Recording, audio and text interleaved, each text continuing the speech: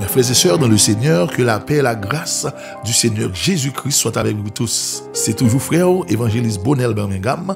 M'a dit bienvenue pour une autre émission Bon l'Évangile en 5 minutes. Bon l'Évangile en 5 minutes, c'est une série d'études que nous faisons qui là pour aider chrétiens à comprendre la parole de Dieu à plus bien. Sujet que nous traitons, c'est sujet qui est très important, sujet que peut-être l'église n'a pas trop mis accent sur yo. Parce que il y a un pile sujet qui est complexe, l'église a évité de parler sur ce sujet ça yo.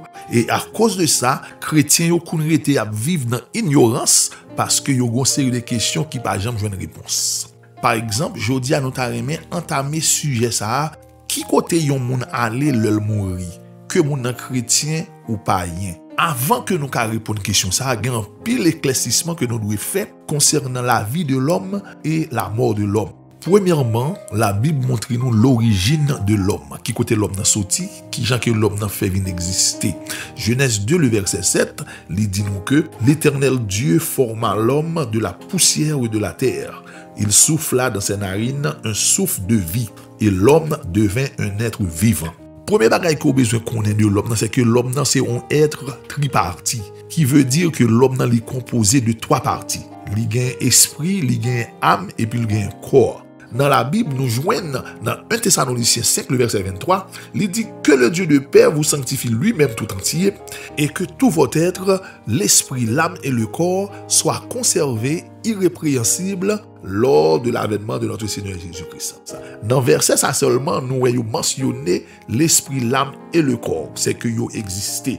Encore dans Hébreux 4, le verset 12, qui dit « Car la parole de Dieu est vivante et efficace, plus tranchante qu'une épée, quelconque de tranchant, pénétrante jusqu'à partager âme et esprit, jointure et moelle. Elle juge les sentiments du cœur. » Ici encore, nous avons que vous mentionné âme et esprit, et puis il a mentionné les jointures et moelle, qui représentait 3e partie qui composait l'homme, qui c'est le corps de l'homme. L'Ancien Testament, il était écrit en hébreu, et le mot qui a été utilisé pour désigner l'esprit, c'est Ruah, qui veut dire souffle, vent ou esprit. Et encore pour l'âme, nous jouons le mot hébreu, ça c'est nefesh, que vous utilisé pour désigner l'âme, l'être vivant, la personne ou l'individu. Et vous utilisé le tout pour désigner l'embête là. Lorsqu'on parle de l'âme de l'animal, eh bien en hébreu, ils ont utilisé le mot nefesh. Dans Genèse 2, le verset 7, la Bible nous dit l'Éternel forma l'homme de la poussière de la terre, il souffla dans ses narines un souffle de vie, et l'homme devint un nefesh, c'est-à-dire un être vivant. Pour le corps de l'homme, ils ont utilisé le mot Adama en hébreu, ce qui veut dire terre. Il veut dire poussière, il veut dire le sol. C'est mot ça qu'ils ont utilisé pour désigner le corps de l'homme. Et non seulement le corps de l'homme, ils ont utilisé pour désigner les chairs des animaux, etc. Dans Genèse 2, le verset 7, parole de Dieu a dit nous, l'Éternel forma l'homme de la poussière de la terre, c'est-à-dire bon Dieu formait l'homme avec Adama, qui veut dire poussière. Là, nous arrivons dans le Nouveau Testament, nous joignons le mot pneuma, qui désignait l'esprit. Et l'esprit, c'est partie spirituelle de l'homme. Et c'est là-dedans que l'esprit de Dieu communiquait la vie avec l'homme dans l'élevine converti. Ensuite, le mot grec que utilisé pour l'âme, c'est le mot psyché. Et mot, ça veut dire être vivant. C'est l'individu même, la personne.